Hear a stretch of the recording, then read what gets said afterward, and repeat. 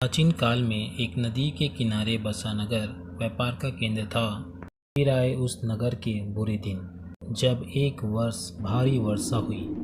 नदी ने अपना रास्ता बदल दिया।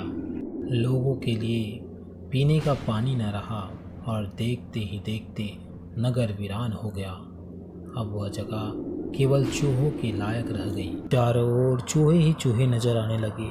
चूहों का पूरा साम्राज्य ही स्थापित हो गया। राज्य का राजा बना मूसक राज चूहा। चूहों का भाग्य देखो। उनके बसने के बाद नगर के बाहर जमीन से एक पानी का स्रोत फूट पड़ा और वह एक बड़ा जलाशय बन गया। नगर से कुछ ही दूर एक घना जंगल था। जंगल में अनगिनत हाथी रहते थे। उनका राजा गजराज नाम का एक विशाल हाथी था।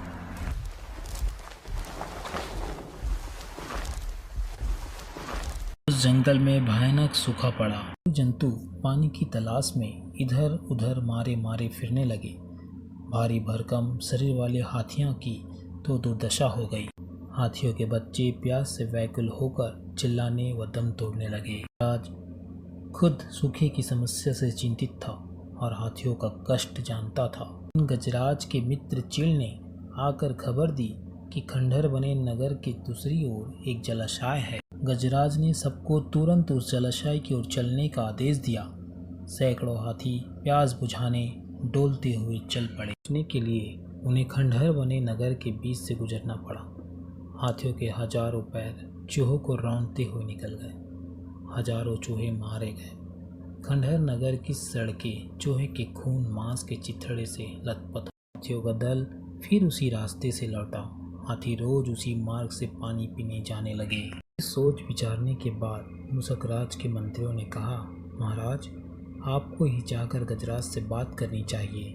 वह दयालु हाथी है। मूसकराज हाथियों के वन में गया। वह एक सूखे पेड़ के पास खड़ा था।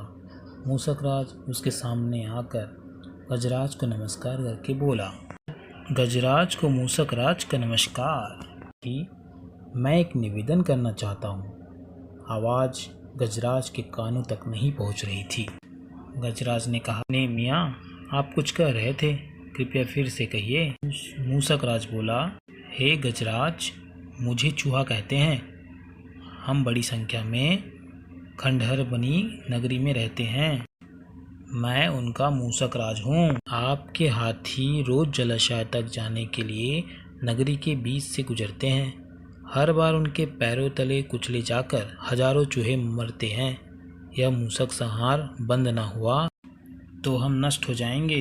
गजराज ने दुख भरे स्वर में कहा, मूसकराज, आपकी बात सुन मुझे बहुत शोक हुआ। हमें ज्ञान ही नहीं था कि हम इतना अनर्थ कर रहे हैं। हम नया रास्ता ढूंढ लेंगे। गजराज कृतज्ञता भरे स्वर में बोला, गजराज, आपने मुझ जैसे छोटे जीव की बात ध्यान से सुनी। आपका धन्यवाद। गजराज, कभी हमारी ज़रूरत पड़े तो याद जरूर कीजिएगा।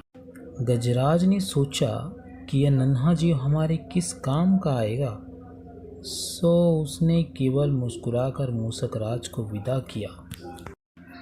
कुछ दिन बाद पड़ोसी देश के राजा ने सेना को मजबूत बनाने के लिए उसमें हाथी शामिल करने का निर्णय लिया। राजा के लोग हाथी पकड़ने आए।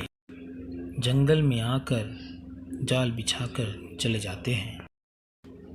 सैकड़ों हाथी पकड़ा गए। गजराज भी फंदे में फंस गए। गजराज चिंघाड़ने लगा।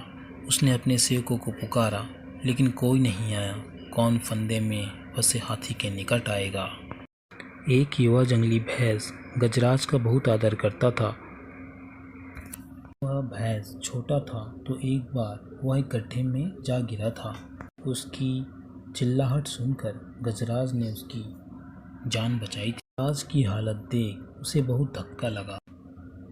यह कैसा अन्याय है गजराज, बताइए क्या करूं? मैं आपको छुड़ाने के लिए अपनी जान भी दे सकता हूं। तुम बस दौड़कर खंडहर नगरी जाओ और चूहों के राजा मूसकराज को सारा हाल बताना। उससे कहना कि मेरी सारी आस टूट चुकी है। भैंस अपनी पूरी शक्ति से दौड़ा दौड़ा मूसकराज के पास गया और सारी बात बताई। मूसकराज तुरंत अपने 20-30 सैनिकों के साथ गजराज के पास पहुँचे। गजराज वहां पहुंचकर फंदे की रस्सी कुतरने लगे। कुछ ही देर में गजराज की रस्सी कट गई और वह आज़ाद हो गए। इस कहानी से हमें यह सीख मिलती है कि आपसी मतभेद व प्रेम सदा एक दूसरे के कष्टों को हर लेते हैं।